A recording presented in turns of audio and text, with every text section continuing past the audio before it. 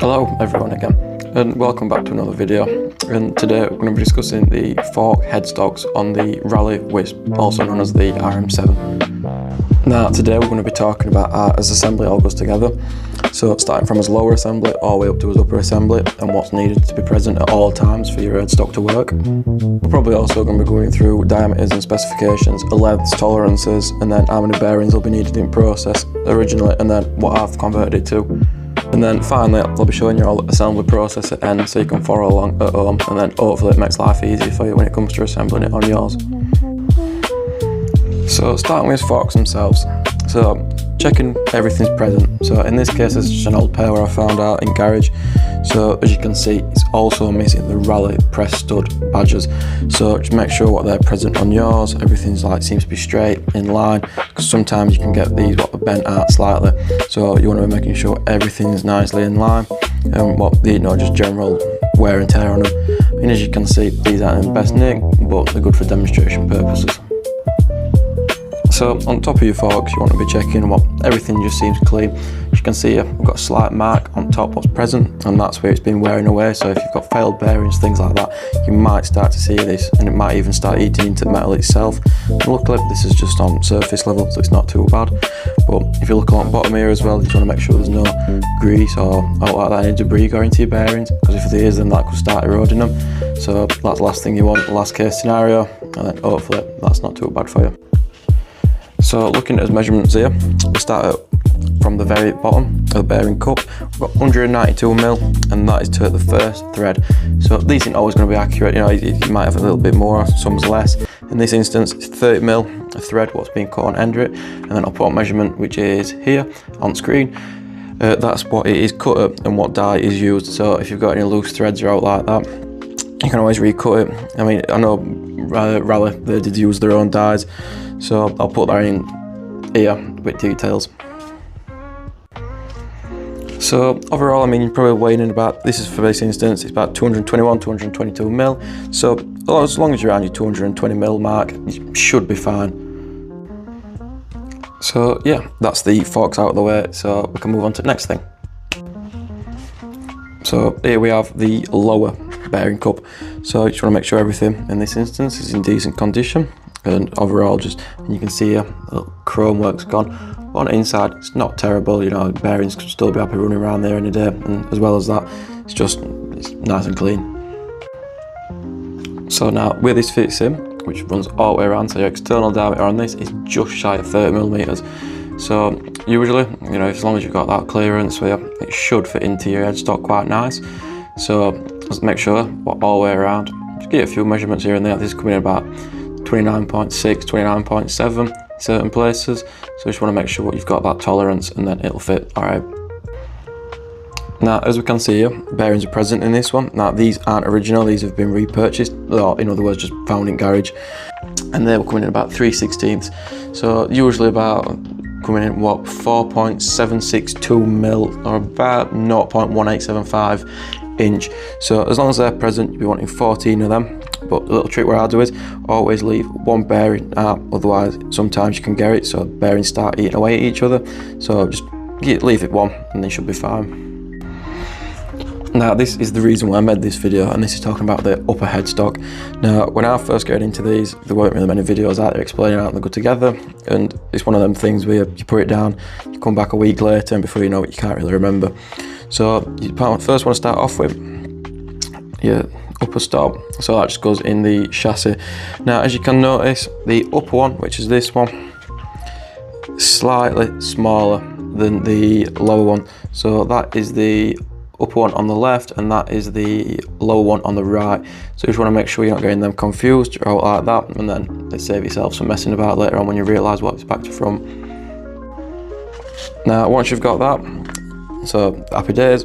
And then you've got this here, which is the cup, more bearings in yet again, and then that simply slots in just like that. So as you can see, now it'll be resting, and that's in that position when it comes to actually fitting it. Then you've got another top piece. As you can see, this can be done with a C spanner, so if you really want to nip it down, I mean, you don't really need it, but if you want to nip it down, you see two grooves cut out, and then that simply just goes on top. Same again, leaving one bearing, and once that's on, Now this for you, this is just a bit of scrap I found and it'll do for this.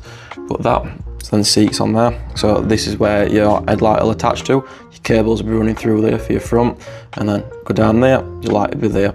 So that's where that goes. And then you've got your top nut. Now your top nut goes on there, and then that just secures everything together. And for this instance, it should look something like that.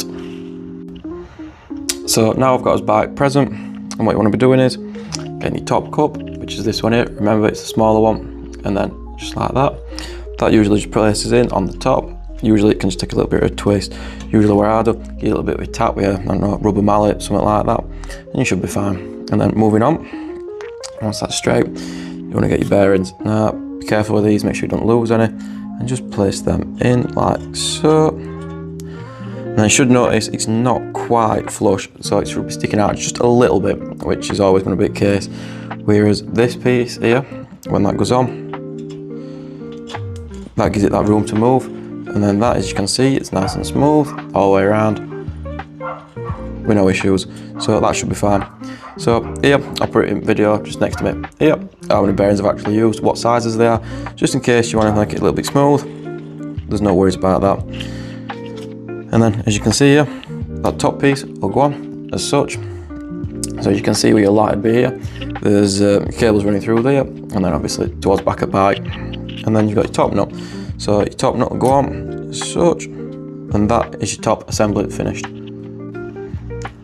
See, for me, I always prefer building bikes upside down. So when it comes to full rebuilds, I always get a little bit of a flip. If you're on bench, even if you're in a vice, something like that, make sure you protect your casing on the actual bike itself. So make sure the chassis is all right and things, all outside of it, things like that.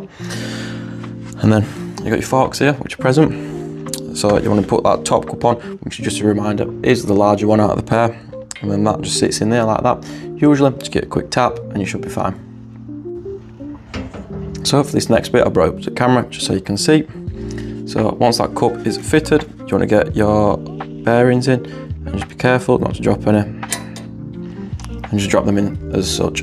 So as you can see, you've got that slight gap which allows for no backlash on the bearings. So you've got that little bit of play kinda, and it's free so they don't be grating when you're turning or like that. And then for this instance, I've took them out just because I can't really work with them in while I'm on bench. But then your forks just slide in from the bottom as such. As you can see, that will meet there, and then you've got your tolerances, which should just run pretty smooth. And obviously, you can put your top nut on when this is through. So you might be wondering, how do I know if my bearings have gone bad? So the main thing I use is sound. If your steering sounds crunchy, you know if you're going to debris in there, or like that. Another thing, when you strip it down, have a little visual inspection. So for example, these ones there, you can see they start to get pitted, it's built up with grease, just debris, things like that. You know, these aren't no good. And I mean, you can clean them, but for the sake of what, £5, you can buy a brand new set of them. So I'll link that in the description, and then that way you can have a look yourself and just make sure you get the right thing and best for your bike. So just for a little comparison, you can see a new ball compared to old ball. You just want to kind of make sure, like I said, make sure it's nice and clean, and then you can see the difference here. So it's going to run much smoother, and then even still, get a little bit of grease anyways, make sure everything's nice and greased up, and you should be aware. So yeah, thank you for watching. I know I might have missed a couple of bits, but if anyone's got up to comment, just drop it below and make sure it helps everyone out. But I've had a couple of messages off people saying what they'd like to see, mentioning fuel tanks, things like that, to make things faster. So I'll probably be doing that in the new videos to come in the next few weeks. I'm trying to aim for 1 or 2 weeks, something like that to start with, just to get the ball rolling a bit. And then from there, we can see what happens. So yeah, thank you.